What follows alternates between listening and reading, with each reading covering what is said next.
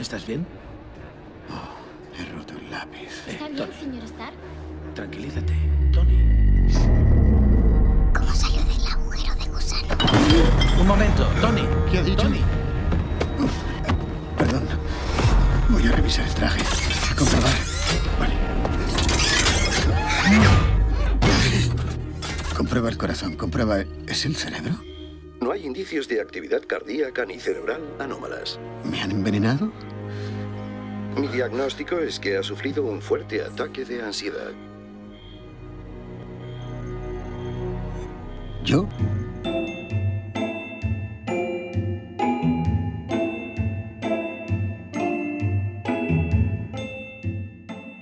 Permíteme que me cuele en tu oído. Esta voz que estás escuchando, en realidad no soy yo. Son chisporroteos eléctricos en el interior de tu cabeza. Tu particular versión de mí, Ignacio Crespo, médico y divulgador científico. Y ahora que habito dentro de tu cerebro, ya podemos empezar Mentescopia, un podcast de Cibersam financiado en convocatoria competitiva por la FECIT.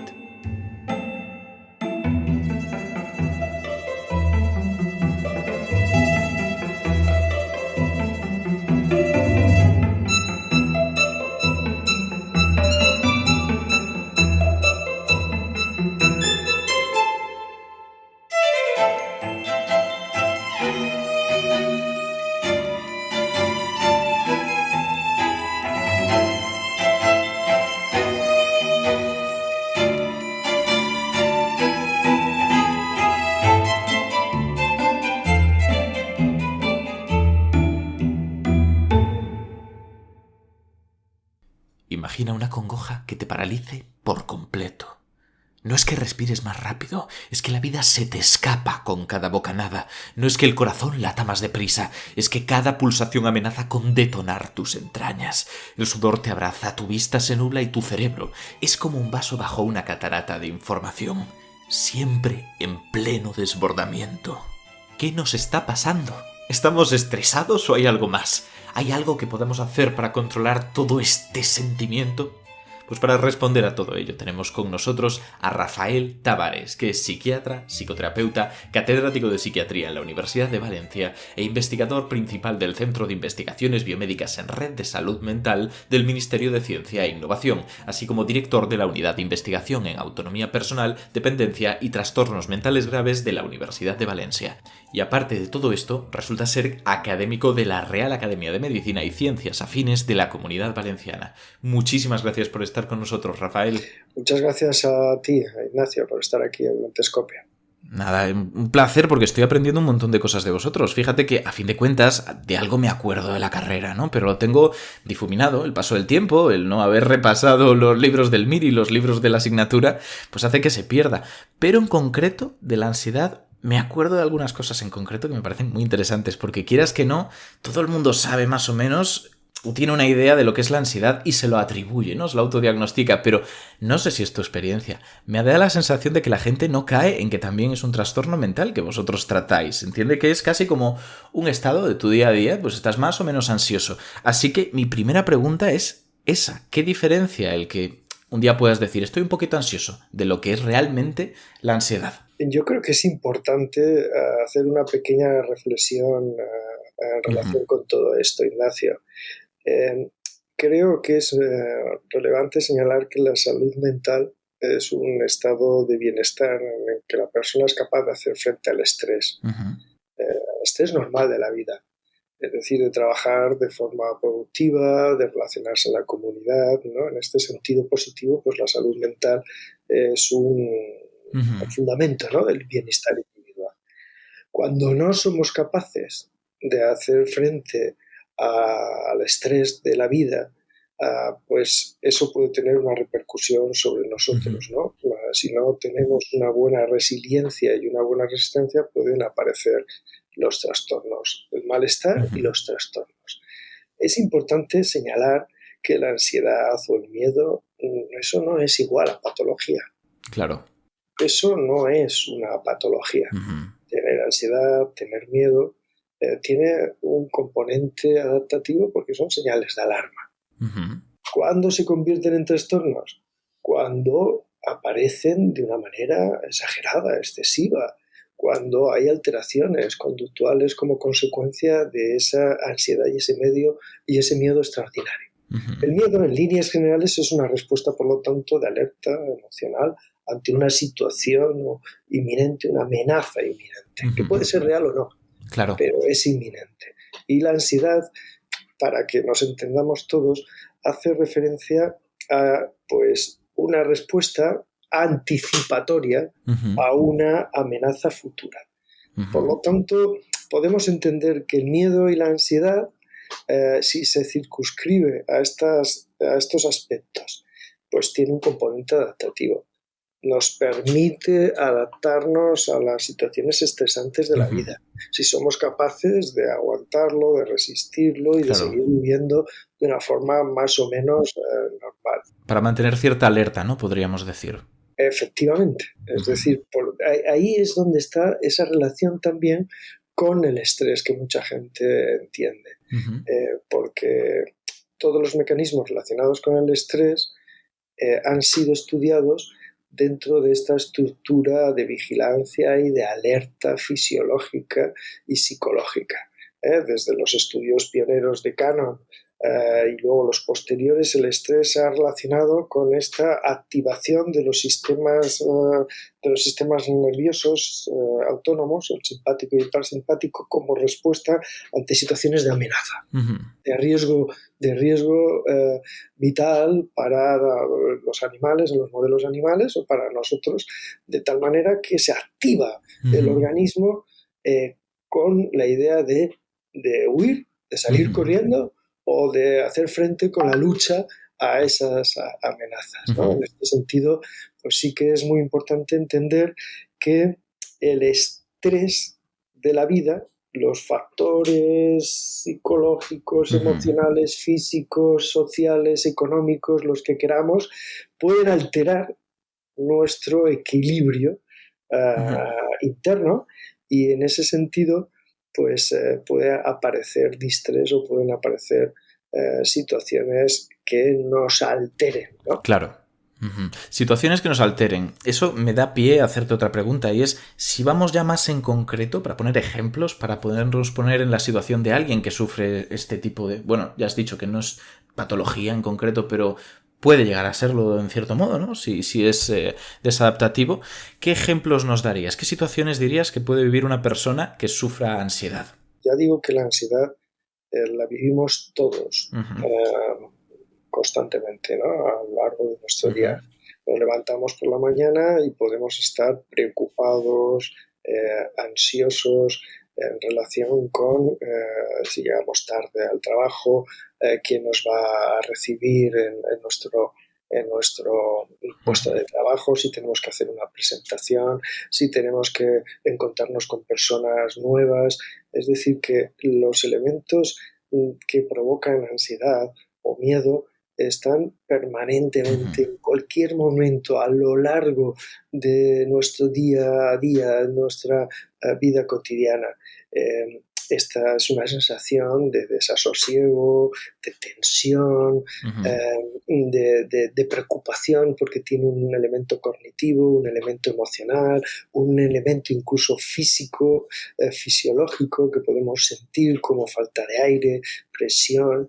Pero si eso se mantiene ahí y nos permite seguir funcionando, claro, nos permite relacionarnos, nos permite incluso pensar en que me estoy yendo de madre, estoy exagerando, tengo que relajarme, controlar la respiración, voy a darme cuenta de que me parece que estoy incluso moviéndome demasiado deprisa. Pues en esas circunstancias, bueno, pues tengo una capacidad de conocerme, de entender que me estoy poniendo nervioso y que puedo volver a controlarme. Claro. En este sentido, podemos pensar que nos estamos moviendo dentro de lo adaptativo. Vale. Y que incluso la ansiedad o el miedo nos permite, digamos que, funcionar mejor. Claro. Nos permite, bueno, prepararme mejor la clase, prepararme mejor una presentación, ir mejor preparado al examen, mirarme qué temas o qué asuntos pueden interesar cuando tengo una cita con alguien. Claro, que no nos confiemos, ¿no? Que no nos confiemos o que utilicemos estrategias para estar tranquilos, para confiarnos, que pueden ir desde controlar nuestro ritmo respiratorio hasta parar nuestro pensamiento y decirnos a nosotros que me estoy pasando, que estoy exagerando, que esto es ansiedad, o prepararnos de una forma concienzuda, pues un tema para luego hacer una presentación adecuada. Claro. Hablaremos de todo esto, hablaremos de esos mecanismos que tal vez estén en nuestra mano para gestionar estas situaciones, pero como ya has empezado a establecer esa clasificación, ¿no? O no clasificación, pero forma de verlo en función de si tiene pues una aproximación adaptativa o no es desadaptativa, yo creo que podría ser interesante que subrayáramos algunos conceptos que tal vez los oyentes han escuchado y que está claro que tienen sus definiciones propias y correctas, ¿no? Porque es lo mismo ansiedad, como has dicho, un poco en general, que trastorno de ansiedad o generalizado o, por ejemplo, una crisis de ansiedad. ¿Qué es cada cosa? Bien, en general, un trastorno mental es una combinación de alteraciones o síntomas, ¿no? Mentales, tales como puedan ser un miedo o una ansiedad exagerada o tristeza patológica, obsesiones, y ya no digamos, por ejemplo, tener alucinaciones, ¿no?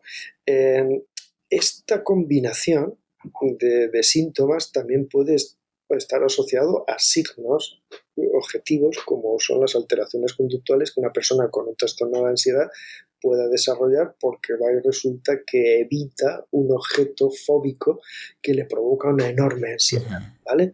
Por lo tanto, en general, los trastornos mentales tienen unos síntomas, unas alteraciones conductuales, ¿vale? Y que estos síntomas, estas alteraciones tienen que tener una intensidad, tienen que combinarse entre ellos y provocar una serie de repercusiones sobre el funcionamiento lo suficientemente graves como para considerar que estamos ante un trastorno mental, y en este caso pues estamos hablando de ansiedad o de miedos, pues tiene la definición de trastorno de ansiedad.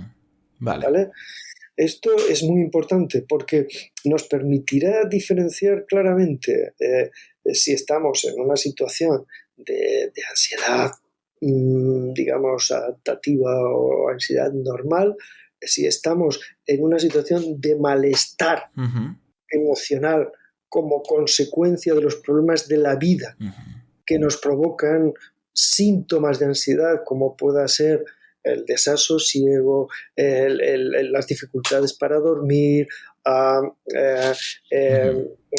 problemas incluso físicos relacionados con cierta presión a nivel torácico, en fin, y que esos leves síntomas no son lo suficientemente importantes como para considerarlos trastornos de ansiedad.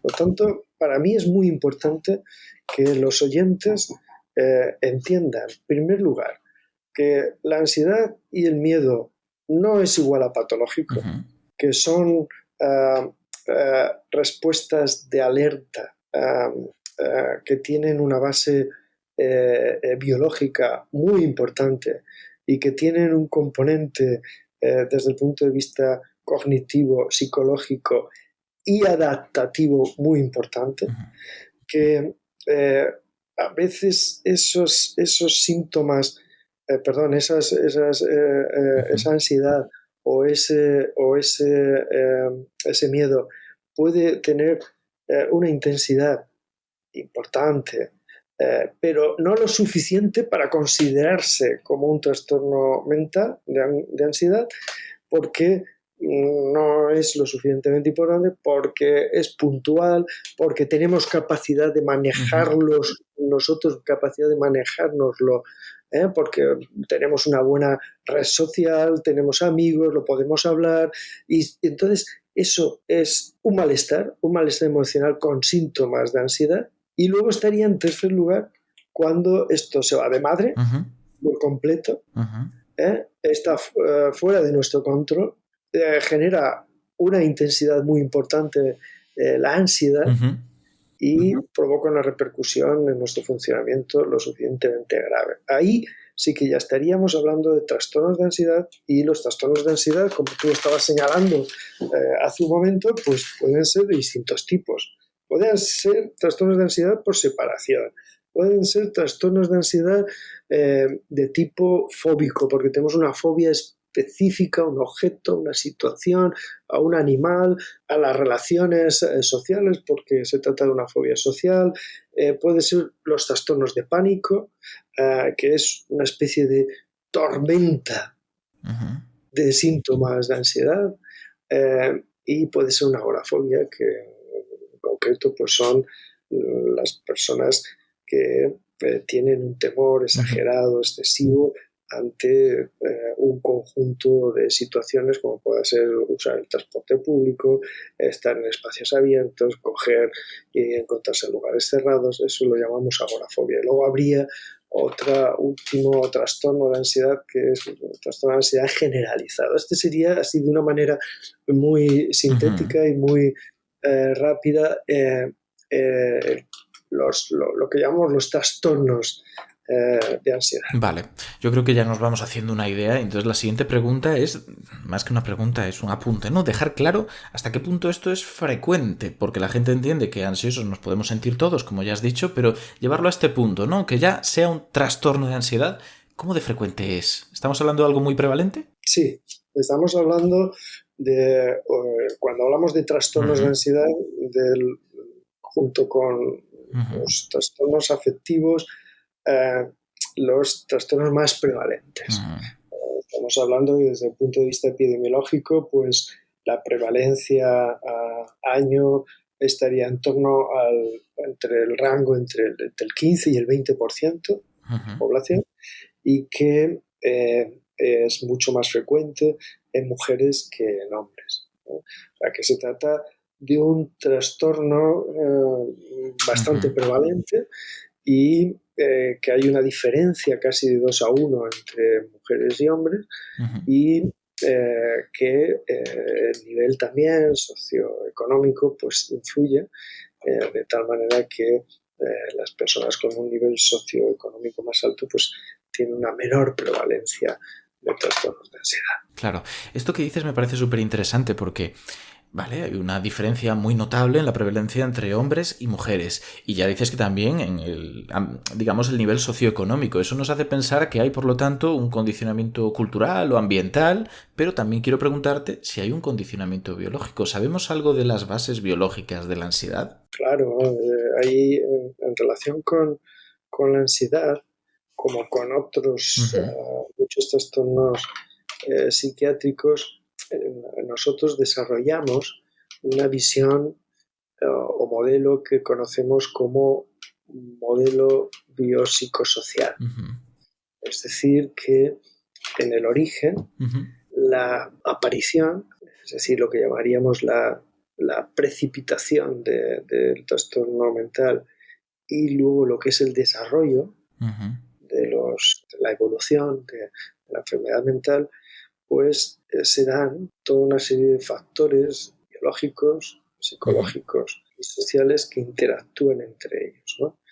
En este sentido, pues hay, en relación con los trastornos de ansiedad, pues factores biológicos que están más o menos estudiados y que van en relación con distintos neurotransmisores, como la noradrenalina, la serotonina, y también el GABA, y también toda una serie de circuitos que pueden estar ahí relacionados, ¿no? con la biología, ¿no? de los trastornos de ansiedad, sobre todo el eje hipotálamo hipofisario suprarrenal, y con el cortisol, ¿no? como un elemento clave, ¿no? en relación con los trastornos de ansiedad.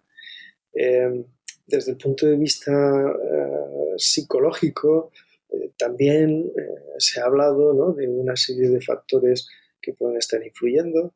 Se ha hablado de condicionantes de aprendizaje, se ha hablado de también la importancia del abandono, de la crianza, de traumas infantiles, como algo que pueda explicar la aparición de trastornos de ansiedad en edades más avanzadas.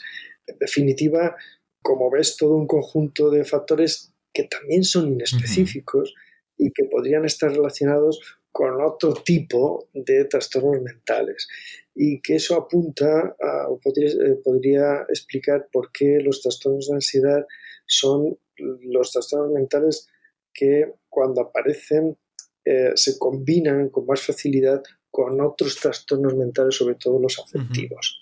En este sentido, pues es fácil que pueda aparecer una comorbilidad entre personas que tienen trastornos de ansiedad y además trastornos afectivos tipo depresivo, o incluso el consumo de sustancias como el alcohol o conductas adictivas como la ludopatía, por ejemplo, el juego patológico, ¿no? Estas combinaciones son relativamente frecuentes en estos pacientes que tienen problemas de ansiedad importantes. Esto es una de las preguntas que quería hacerte, porque creo que es de estos temas que tal vez sean algo tabú o polémicos, pero este es el lugar para tratarlos, sobre todo con expertos como vosotros. Quiero preguntarte por la relación entre la ansiedad y el suicidio y la depresión, sobre todo el suicidio. ¿Hay una relación que conozcamos? ¿Hay una causalidad entre ambos o una correlación simplemente? ¿Qué sabemos? De una manera ortodoxa, el suicidio siempre se ha relacionado con los trastornos afectivos, especialmente con los cuadros depresivos. Pero es verdad que la sintomatología ansiosa también es un elemento que se puede encontrar en los propios trastornos afectivos y en las depresiones, ¿no? Por lo tanto, podríamos, desde un punto de vista de trastorno, entender que las conductas suicidas se relacionan fundamentalmente con los cuadros depresivos importantes, y que si hay sintomatología ansiosa es porque está dentro de este trastorno más afectivo.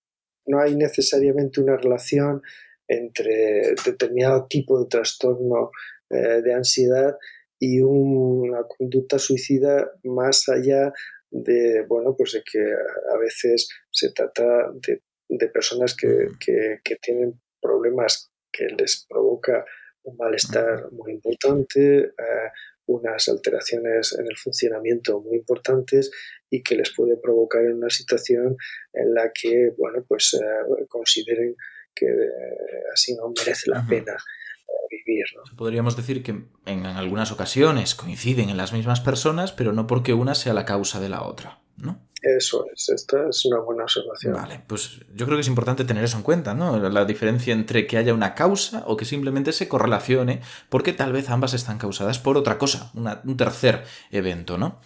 Creo que de aquí podemos tirar a otro tema, otro punto importante que antes hemos pasado casi de puntillas, porque no podemos tratar todo a la vez, y es los condicionantes ambientales. ¿Hasta qué punto los conocemos o cuáles son? Normalmente en todos los programas anteriores en algún momento ha acabado saliendo el tema drogas, ¿no? Consumo de drogas. En este caso, ¿sabemos si existe alguna asociación entre el consumo de ciertas drogas y el trastorno de ansiedad? Más bien es en el sentido opuesto, ¿no? inverso. Es decir, sí, efectivamente. Es decir, hay una relación entre esta necesidad imperiosa de la sociedad en la que estamos, de no sufrimiento, ni físico ni mental, esto que algunos autores llaman sociedad paliativa, que muchas veces el tener emociones y reacciones de alerta como las que estamos aquí señalando, ansiedad, miedo, provoca tal malestar y se asocia inmediatamente con la búsqueda inmediata de una solución que tiene que ser fuerte, potente, inmediata y mantenida en el tiempo. Y eso muchas veces nos lleva a el uso de medicamentos tranquilizantes, de hipnóticos para reducir de forma rápida, eliminar por completo la sintomatología ansiosa. Esto explica, ¿no?, que haya un hiperconsumo en ocasiones, una medicalización excesiva de este tipo de trastornos y también de este tipo de síntomas o también de este tipo de señales de alarma y de alerta. Es decir, que cuando se trata de un trastorno de ansiedad, generalmente se ve y se trata en atención primaria y la solución suele ser farmacológica. Vale. Cuando sabemos que existen también otras soluciones psicoterapéuticas, que sobre todo son en estos casos los tratamientos cognitivos y cognitivos conductuales, muy eficaces, y que desgraciadamente pues la cartera de servicios está ahí dentro del Sistema Nacional de Salud, pero su puesta en marcha muchas veces pues es insuficiente, Claro. por llamarlo de alguna manera. Y eso explica pues que se medicalice porque hay que dar una respuesta a las personas que tienen trastornos de ansiedad y que la búsqueda de una solución no médica pues muchas veces pase por tener los recursos económicos suficientes para buscarte un tratamiento fuera del Sistema Nacional de la Salud. Y eso explicaría también por qué el consumo de benzodiazepinas, que es el tratamiento habitual, junto con antidepresivos, un tipo de antidepresivo, los inhibidores selectivos de la captación de serotonina, que son también muy eficaces en los trastornos de ansiedad, pues sea el tratamiento que se utilice con las personas que tienen problemas de trastorno de ansiedad y pocos recursos económicos. Claro. Y sin embargo, las personas que tienen este tipo de problemas y tienen más recursos económicos, pues busquen soluciones más allá de lo farmacológico. Claro.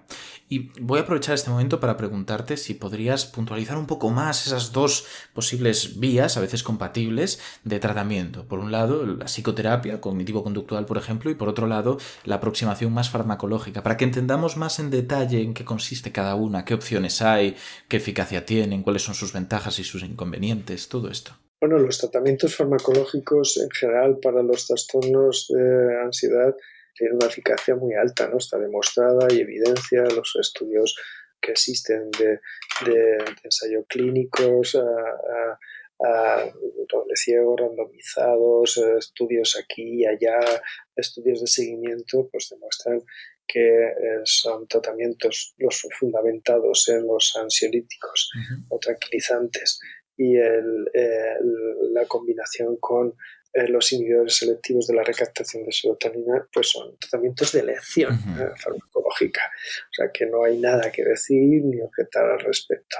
El problema que tienen esos tratamientos es que muchas veces el propio sistema, los recursos existenciales requerirían de un seguimiento adecuado de esos tratamientos.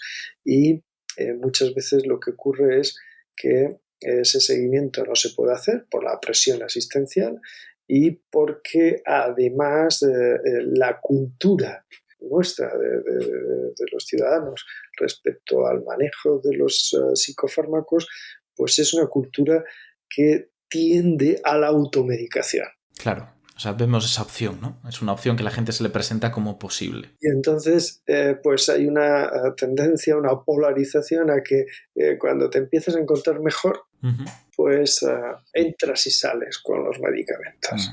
Claro. ¿Vale?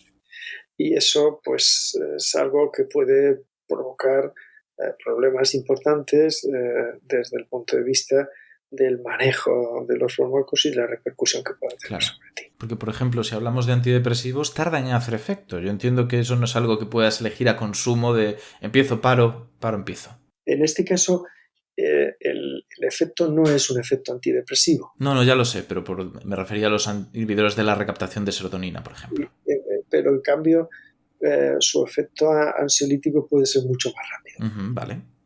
No hay que esperar los las 4 semanas, el mes, sino que puede provocar un efecto mucho más rápido, ¿no? Incluso a la semana, ¿no? Entonces, este es un problema, un inconveniente que está relacionado con una debilidad del propio Sistema Nacional de Salud.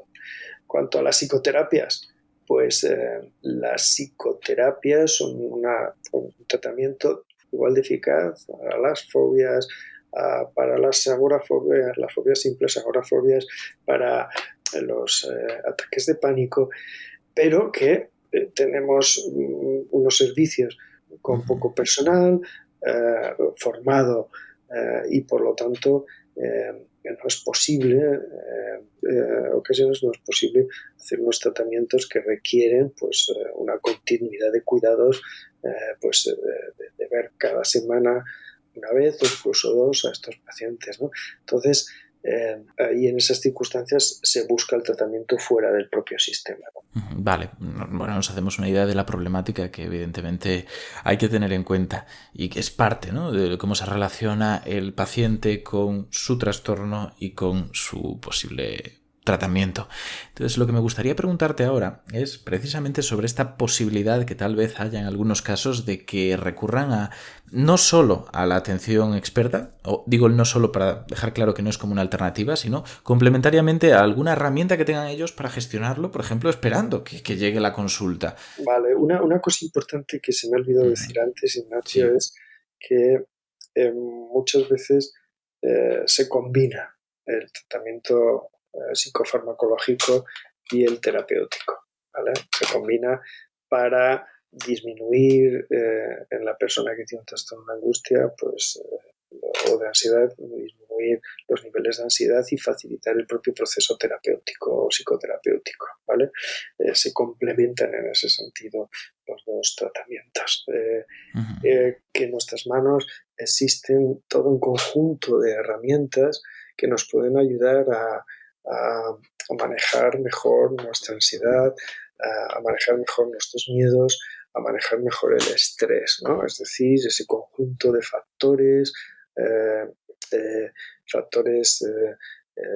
psicológicos, factores de tipo emocional, de tipo social, factores de la vida que van a desequilibrarnos, ¿no? Y que van a impedir que nosotros vayamos desarrollándonos y logrando nuestros objetivos, ¿no? Entonces, esto pues significa poner encima de la mesa que tenemos que plantearnos el tipo de vida que tenemos, que tenemos que plantearnos qué estilo de vida tenemos desde el punto de vista si es un estilo de vida saludable o no, si dormimos el número de horas suficientes, si trabajamos en exceso o no, si estamos cuidando físicamente nuestro cuerpo, si tenemos una red de apoyo en lo familiar, en lo social, si en definitiva existen toda una serie de elementos que tenemos que cuidar y tener en cuenta. Por supuesto que también en nuestra mano puede existir toda una serie de elementos muy sencillos que nos pueden ayudar cuando aparecen o empezamos a notar, porque estamos atentos a lo que nos ocurre internamente y a lo que le ocurre a nuestro cuerpo, pues si somos capaces de estar atento a que nos estamos poniendo nerviosos, nos estamos poniendo ansiosos, está nuestra respiración descontrolada, si empezamos a sudar, si empezamos a tener una taquicardia, si empezamos a hiperventilar, si nos estamos moviendo de un lado para otro, en esas circunstancias, si somos capaces de darnos cuenta de que todo esto está apareciendo, ya es un primer paso. Si en ese momento, además, entendemos qué es la ansiedad y que no es que nos vayamos a morir, ni nos vayamos a volver locos, ni que se va a romper nuestro corazón, sino que es la ansiedad y que la ansiedad provoca toda esa activación simpática y que provoca esas manifestaciones en el cuerpo y que además está acelerando nuestros pensamientos, porque la ansiedad también tiene ese componente cognitivo y ese componente emocional, pues ya es el siguiente paso. Claro. Y si además somos capaces no solamente de darnos cuenta que está ocurriendo eso, lo relacionamos con la ansiedad y con nada más, sino que además empezamos sobre todo a controlar nuestra respiración,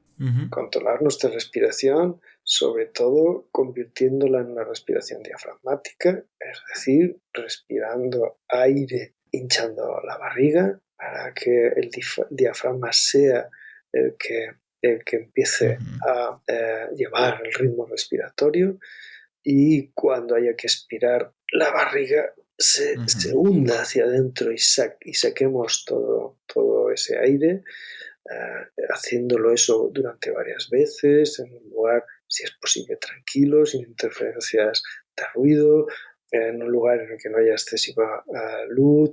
Pues eso, ese control de la respiración va a ser fundamental para hacernos cargo de que igual tenemos una tensión muscular y que la podemos rebajar, y que podemos incluso parar el pensamiento haciendo algo de mentalismo. Pues son elementos que nos pueden ayudar enormemente a controlar este nivel de ansiedad en el que estamos permanentemente. Este es otro elemento muy interesante, porque fíjate que estábamos hablando del miedo como algo que vivimos de forma inmediata, una preocupación inmediata hacia algo inminente, la ansiedad como algo que tiene que ver con una amenaza futura, ¿vale?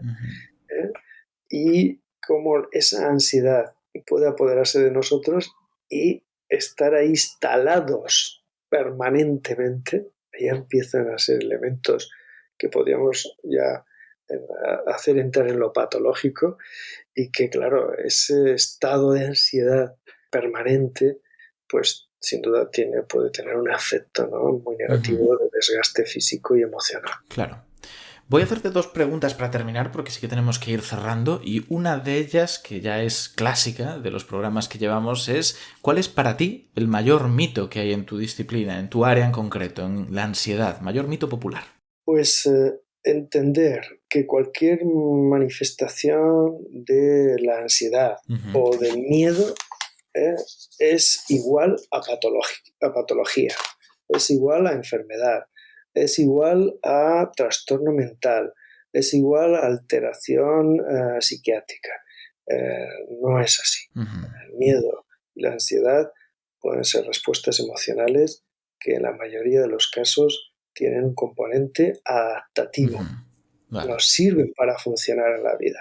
Solamente cuando ese miedo, esa ansiedad son extraordinariamente importantes, son excesivos, condicionan nuestra vida, la bloquean, nos impiden hacer un montón de cosas, pues en esas circunstancias podemos pensar que estamos dentro de lo que llamamos los trastornos de ansiedad, que siempre tienen que ser evaluados clínicamente, y que nunca debemos tomarnos la medicación, que suele ser muy eficaz, como algo que nosotros manejemos por nuestra cuenta, sino que siempre tiene que haber una supervisión al respecto. O sea, que debemos tomarla de forma pautada, ¿no?, como nos ha dicho el profesional. Así es. Y una última pregunta, para darle un poco de fin y de broche a esta entrevista. ¿Qué resaltarías de todo lo que se ha comentado aquí, de lo que has comentado, ¿no?, de lo que nos has contado? ¿Qué es lo que te parece más relevante? Pues de todo lo que he comentado, quizá lo que más relevante me parece es que vivimos en una sociedad y en una civilización que es muy exigente, que desde bien pequeños nos está exigiendo que estemos a la altura de muchas cosas, que si nos esforzamos enormemente vamos a tener éxito, y que, sin embargo, según vamos desarrollándonos, vamos a estar viviendo desde dentro y desde fuera esas exigencias, y va a ser muy difícil que encontremos equilibrios para hacernos cargo de esas exigencias. Con todo esto lo que quiero decir es que es habitual tener que estar viviendo con la frustración, con la rabia, con no conseguir las cosas, y eso va a generar muchas veces sintomatología ansiosa. Claro. Va a provocar que estemos ahí buscando equilibrios que nos desborden y nos provoquen estrés y estrés crónico.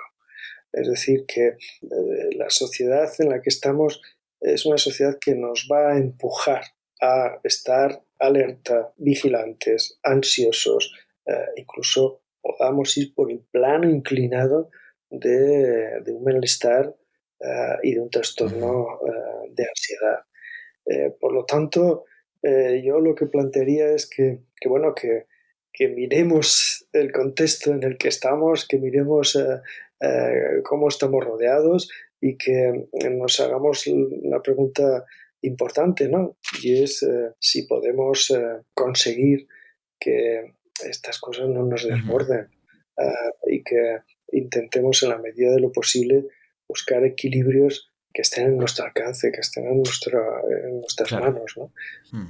Esto sería importante en relación con Entonces, esto. si no me equivoco, corrígeme si lo hago, es una invitación, en cierto modo, a que nos paremos a pensar qué hacemos, por qué lo hacemos, qué ocurre a nuestro alrededor y que de esa manera seamos también un poquito más, ¿cómo decirlo?, dueños de nuestra vida y de lo que pensamos. No lo diría de una manera más clara. Pues genial. Es decir, pararse siempre, a estar atento a lo que ocurre dentro y lo que ocurre fuera y tener la sensación de que tú eres dueño de tu vida en la medida de lo posible. Qué bonito. Pues oye, muchísimas gracias porque tanto lo que has explicado como esta reflexión final creo que han quedado redondas, ha quedado muy claro y eso es lo que buscamos, ¿no? Llevar todo el conocimiento de salud mental que tenéis vosotros al pueblo, a la gente que está escuchando nuestros podcasts. Con lo que muchísimas gracias y hasta la vista. Muy bien, gracias, Ignacio. Y a los oyentes les digo lo mismo, hasta la vista o hasta la oreja o como queráis decirlo, porque nos vemos en el próximo episodio.